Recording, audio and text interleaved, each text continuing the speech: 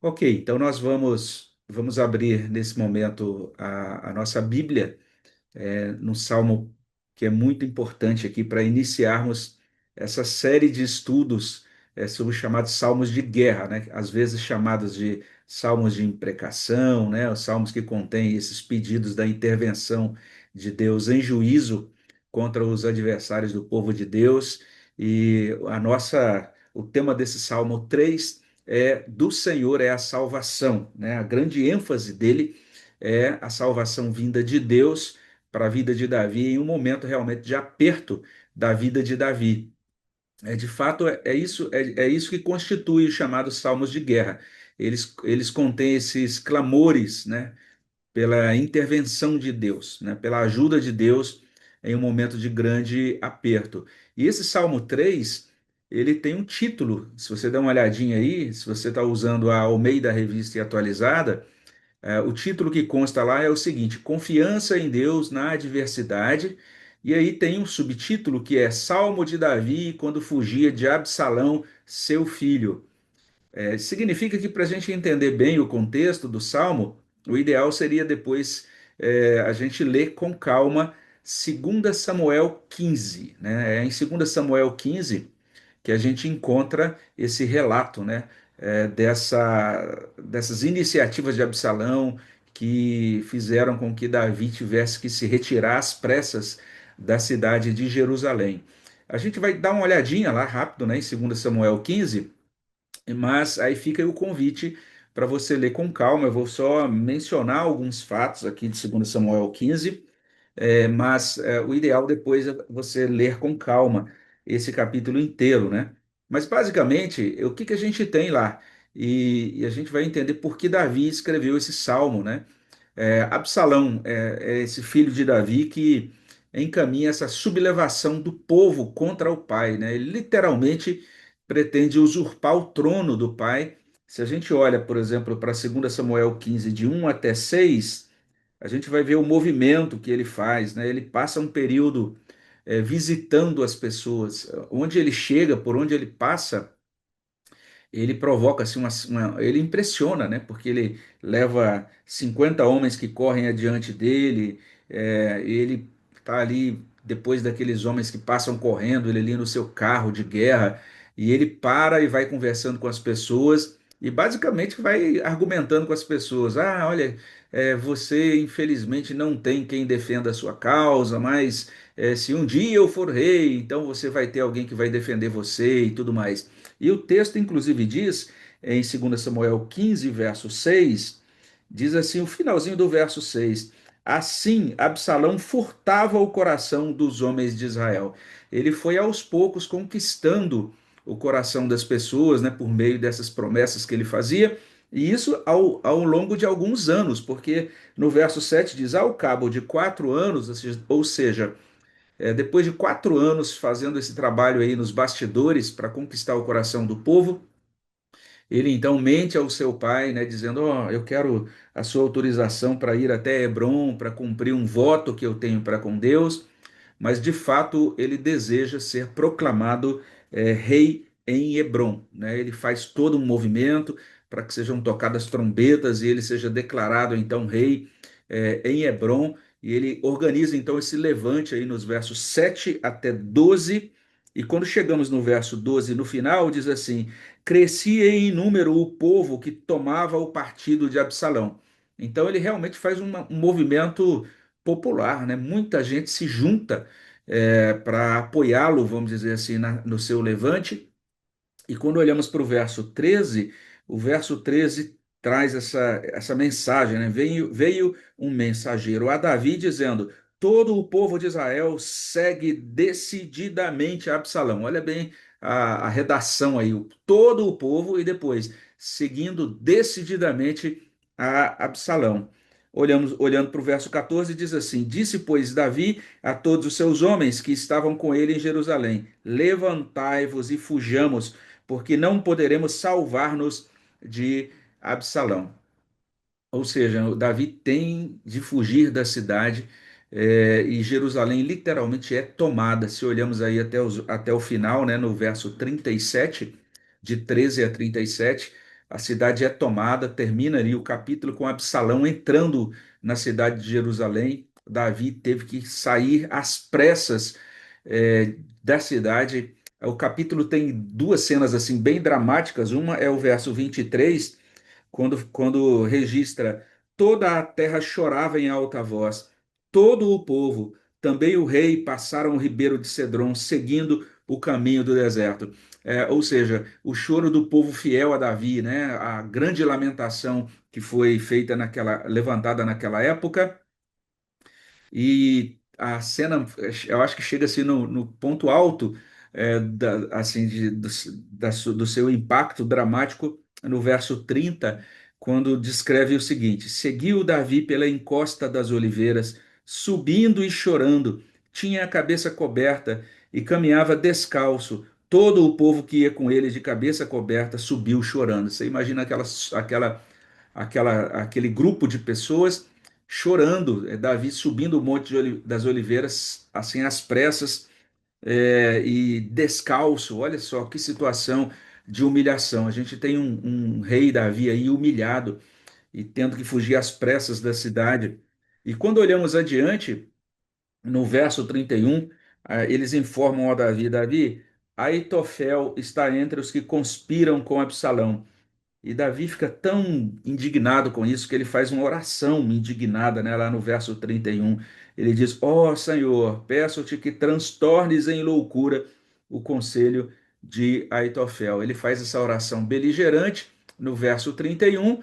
E então, primeiro ele foge, né? Versos 13 e 14, depois sente essa indignação por Aitofel e, por fim, ele organiza a mente e o coração dele no Salmo 3. Alguns chegam a dizer que ele compõe o Salmo 3 quando ele estava ali, fugindo, subindo ali o Monte das Oliveiras. Eu não sei se realmente aquele momento era o momento que ele tinha para parar e escrever o Salmo. Acho que não. Mas imagino que ele compôs o salmo depois daquele momento, com a mente e o coração mais organizados diante do Senhor. Mas é um salmo, então, que naquilo que ele traz para a gente, ele vai realmente retratar um pouco daquela situação. Porque agora, saindo de 2 Samuel, indo para o Salmo 3, nós vamos encontrar no Salmo 3, então, essa expressão, né, de lamento e essa súplica por graça e por libertação de Deus, por intervenção divina. Mas é bem interessante o que nós temos aqui. É um salmo simples, dividido em três partes, né? Se olharmos para o Salmo 3, as três partes são divididas por uma expressão, que é aquela expressão selar, né? Que é aquela palavra que significa pausa, e que alguns dizem: olha, essa palavra tem uma função aí importante para os músicos, indicava, era uma espécie de anotação musical para o uso desse salmo na liturgia do templo, né? Mas outros dizem que não é apenas isso, mas também a gente pode utilizar, compreender esse selar como um chamado para que a gente pare e pense, né? A gente medite na solenidade e na importância daquilo que está sendo afirmado. Então, temos três vezes a palavra selar no Salmo 3. Ela não aparece na nossa tradução em português aqui na Almeida Revista e Atualizada, aparece em outras traduções, mas não na nossa. E a primeira parte é aí versos 1 e 2, que apresentam um quadro de grande desolação.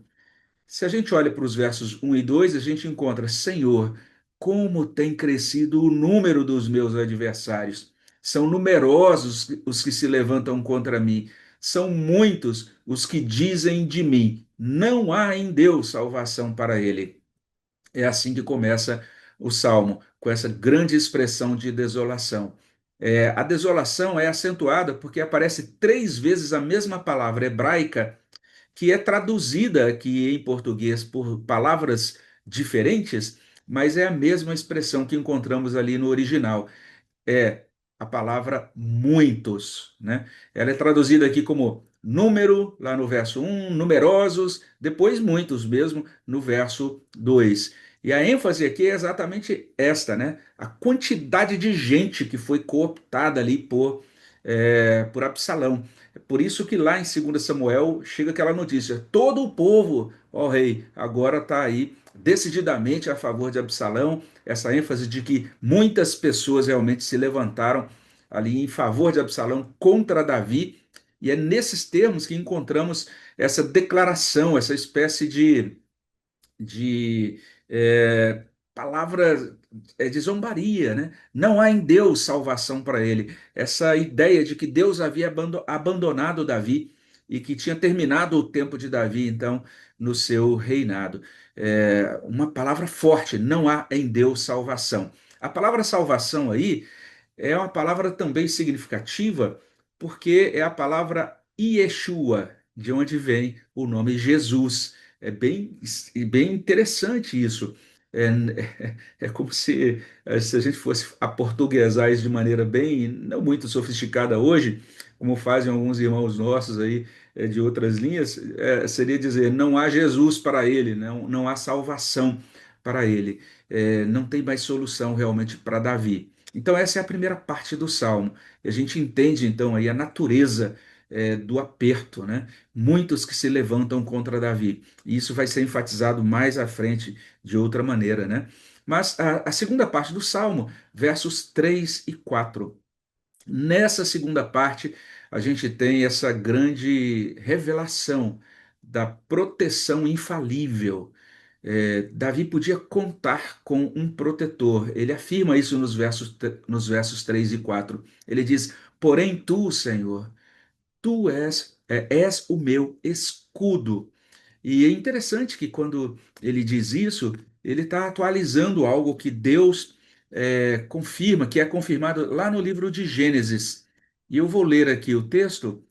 A gente tem uma palavra lá em Gênesis 15, 4, que diz assim: Depois destes acontecimentos, veio a palavra do Senhor a Abrão numa visão e disse: Não temas, Abrão, eu sou o teu escudo, e o teu galardão será sobremodo grande. Não temas, Abrão, eu sou o teu escudo. Davi está repetindo essa palavra e com isso ele entende, parece que ele está nos ajudando a compreender que para ele a aliança que Deus tinha feito com Abraão agora estava sendo atualizada na vida dele. É por isso que ele diz: Porém, tu, Senhor, você vai olhar aí na tua Bíblia, se você usar o meio da revista atualizada, que vai constar Senhor aí nessa caixa alta, né, que é alguns chamam de versalete, indicando que é o nome de Deus na aliança, o Deus do pacto, o Deus Yahweh, né, ou Yahvé, ou Javé, dependendo de como algumas pessoas tentam pronunciar, mas é o Deus eu sou, o Deus que se revelou também para Moisés. Eu sou o Deus que vai libertar vocês do Egito, e esse Deus é o escudo de Davi. Não apenas esse Deus é o escudo de Davi, mas diz assim: Tu és também a minha glória. Olha aí no verso 3. A palavra aí é importante porque também é a ideia da presença gloriosa de Deus para a salvação.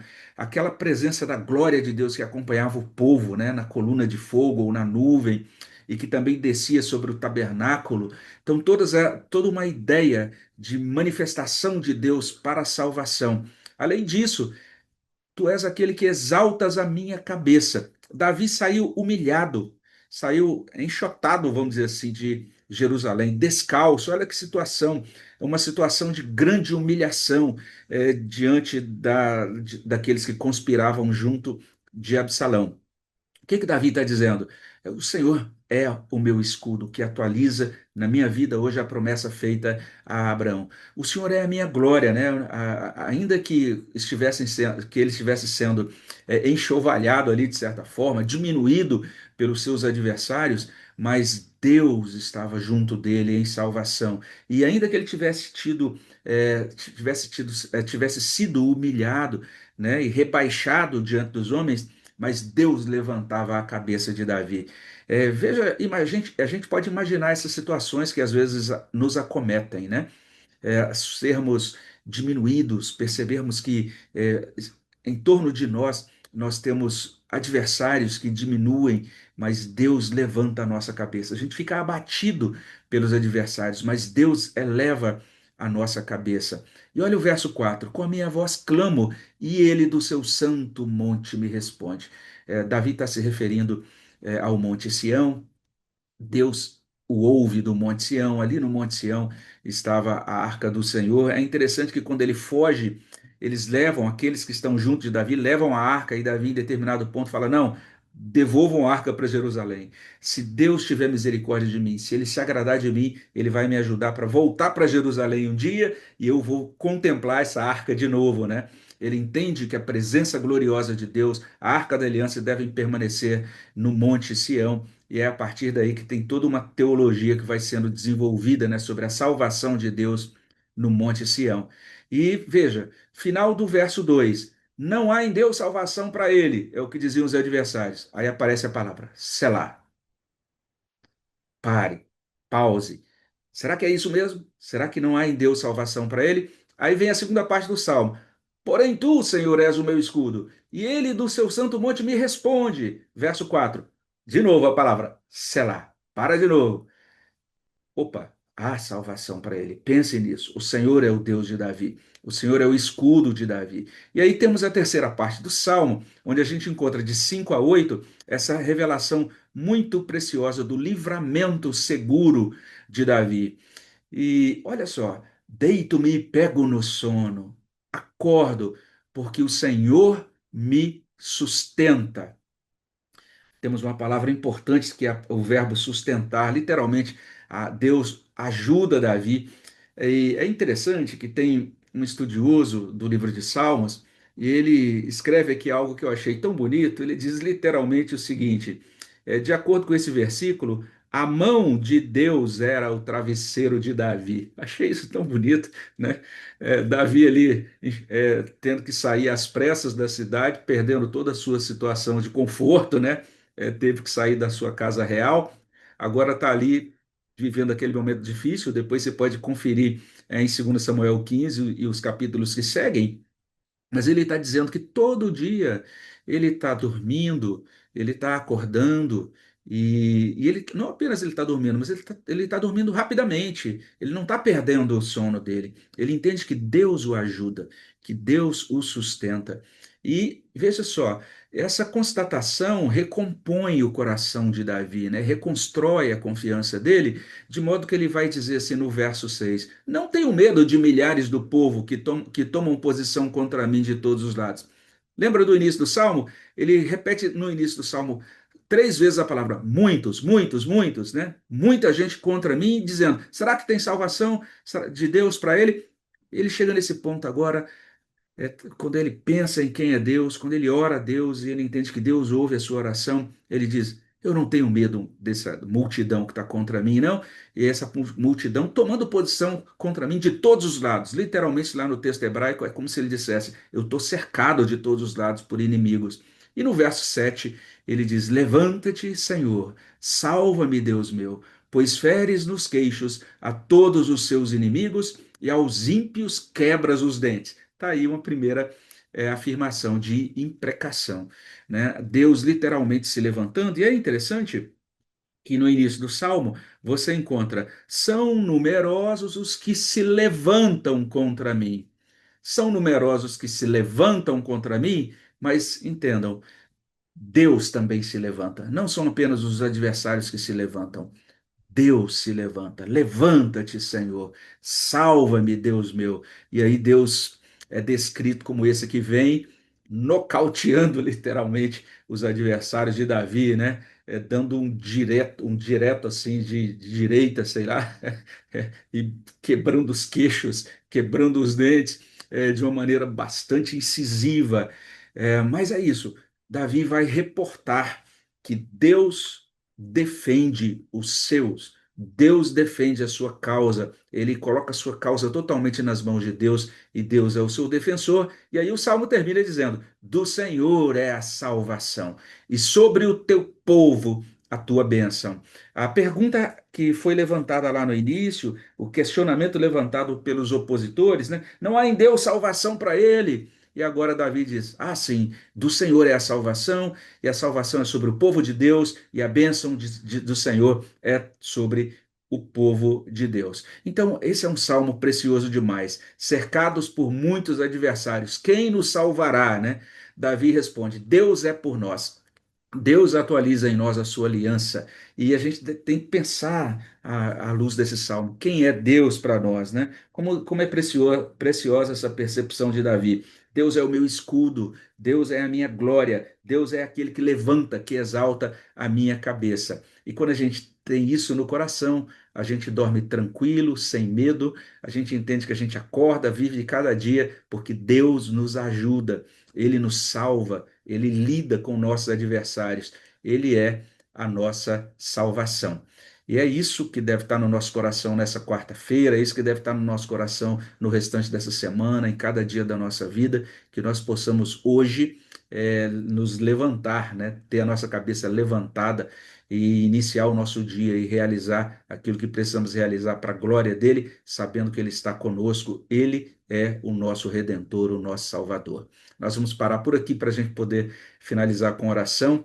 Vamos interromper esse momento e vamos orar uns pelos outros.